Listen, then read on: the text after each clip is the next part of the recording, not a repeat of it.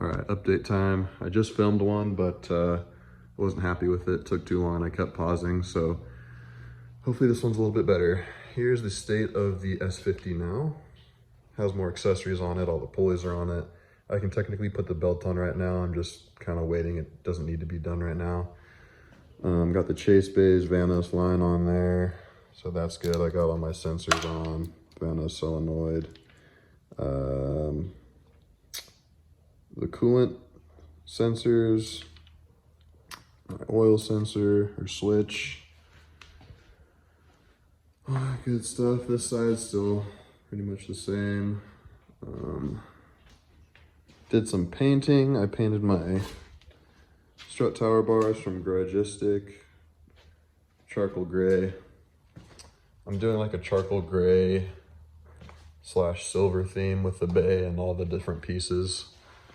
And it'll match the wheels too. You can't really tell, but those are charcoal gray.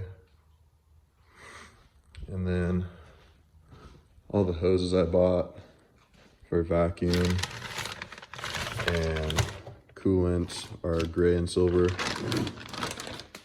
So that should match decently. If you remember, I bought this used and the ports that came with it have like, I don't even know. I don't even know what the dude had it plumbed up to, but the holes were a 1/4 inch maybe, super small diameter. So I went on Amazon and picked up some 3/4 barb fittings, screwed those in there, so that should be good to go. I'm gonna be using a 1-inch hose, so I'll have to clamp it down on here decently, but I'm doing that because I'm just gonna put that hose right over the crankcase vent port right here. And then it's gonna go from here to here and then out and up into the factory intake boot.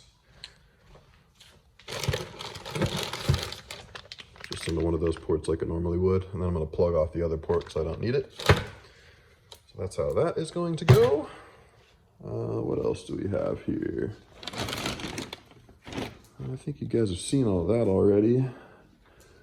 Maybe not this. I'm just gonna go with the standard AEM.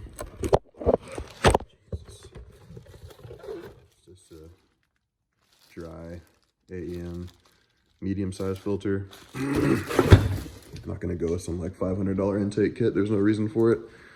Got the 944 booster in there. Wasn't too bad. It took me a little while to line up the little clevis hand and get it perfectly in there.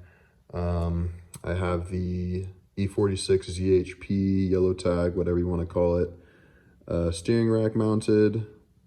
I just need to hook it back up to the like steering wheel shaft, whatever you want to call that. So that's pretty much done. Suspension, pretty much put my suspension in, at least the springs and shocks. So I've got the Ireland Engineering springs front and rear, and the Bilstein B8s. I think they're the B8 series shocks front and rear. These are the original housings. I just painted them black. And I have new calipers, new rotors, and stainless lines on the table over there. So that's why I'm just letting it dangle without a care, because I'm not going to be using it. So yeah, that's the rear. That's just the brake caliper I have chilling up there. But yeah, so I installed the rear with new little gaskets, and then I think it's the Bimmer World. I guess you'd call it the shock mount tower support. So it's just that silver piece is actually an extra separate piece from the chassis that you just put in between it. Supposedly it gives it more rigidity. So I figured I'd throw that in there while I was doing it. So yeah, those are in there. I think that's kind of it. We're actually not that far off. Just lots of little things to do before we mount everything up and drop the drivetrain in. But I'm just taking my time, making sure I'm doing it right and not rushing it. So just painted some more of the brackets, and that caliper was actually way more gray than the other ones I ordered. So I put some duplicolor ground coat, like metal cast, on there to make it match the other calipers. The main reason why I made this video was because I'm going to be modifying the cluster. This cluster is fine, but I've always wanted to like retrofit an E46 M3 cluster into an E30 chassis. Ideally, it would be done with an S54 swap, but I didn't want to shell out the money for all that, so I'm essentially doing a replica of it. I'm just going to do the gray faces, and everything should match, and then I'm doing all LED amber bulbs, so it'll be the same color, the same OEM BMW color, just brighter so you can actually see the color at night, because the incandescent bulbs are not very bright. So yeah, I'm gonna be opening that up. Oh, and also I have like black chrome gauge rings, so I'll be doing those too. I'm not going to be showing you how to do that because there's plenty of videos showing you how to open up an E30 cluster and dick around with it. So I'm just going to be doing a before and after. So here's the before, and I will show you the after soon.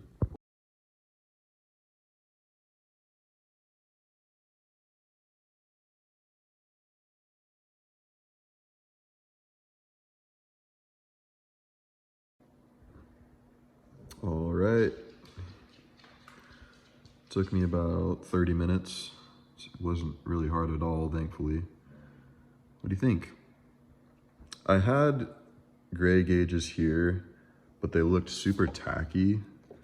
Like if you look at this, it doesn't have the unleaded gasoline only. And without that, it looks like super generic. I didn't like that. And this one looks decent, but I don't know. I didn't know how close the buffering would be or if it would be off at all. So I kind of like how the speedo and the tachometer are focused. It's like the focal point now with the gray, and then these two black kind of fade into the back. So yeah, I think it looks really good. And then you can see the black chrome rings I put in. I'll put a before and after. I also took some, I think it's Plastex, yeah, Meguiar's Plastex, and cleaned the lens. It still has like swirl marks on it, but it looks way better than it did when I pulled it out. But yeah, it's super simple. Well, kind of not give you a tutorial, but I'll just show you. So these screws, the ones that look like this, there's not that many. You just pull those out, and then this board will separate from here. And the gauges come out with it, and then you're just left with essentially these empty holes and this plastic cover. And then ideally you want a tool like this to pop the needles off.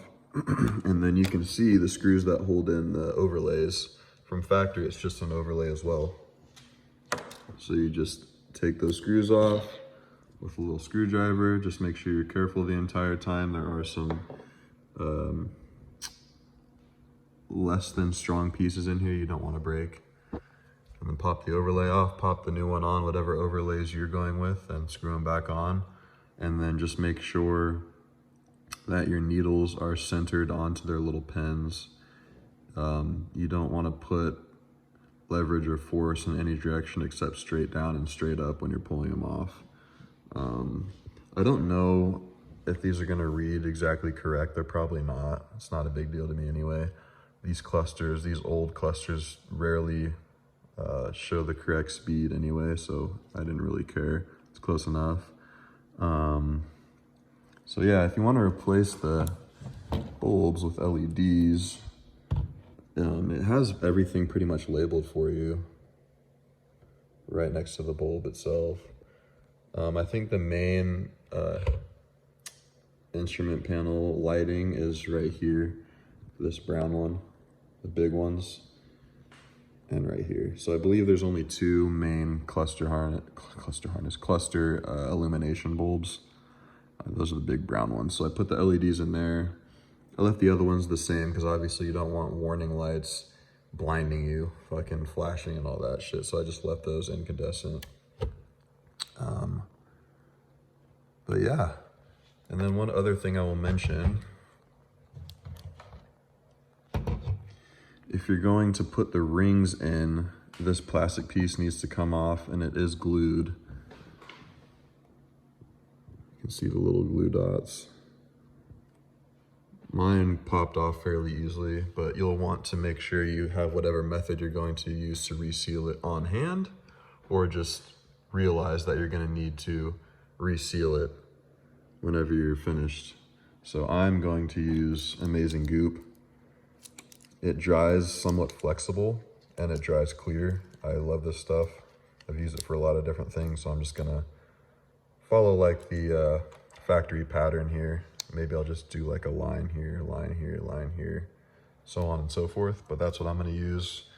I'll use Q-tips to smooth it out. But other than that, she is done. God, that looks so good, doesn't it?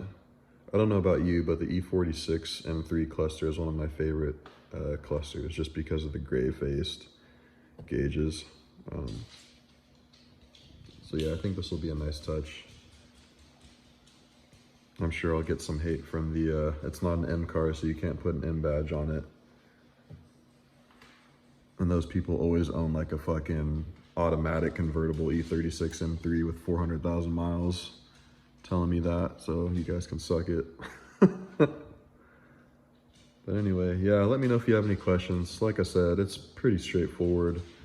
Doesn't really require any special tools. Just take your time. If I can find the links for this, for these overlays, I will put them in there. Up close,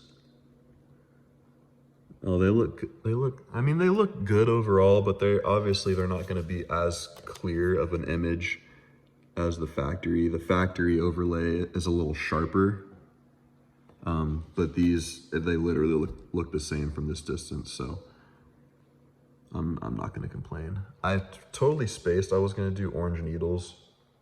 I may still do that. I may not, but we'll see. Anyway, like I said, any questions, comments, leave them in the, leave your questions or comments in the comment section, and I'll do my best to get back to you. So see you in the next one.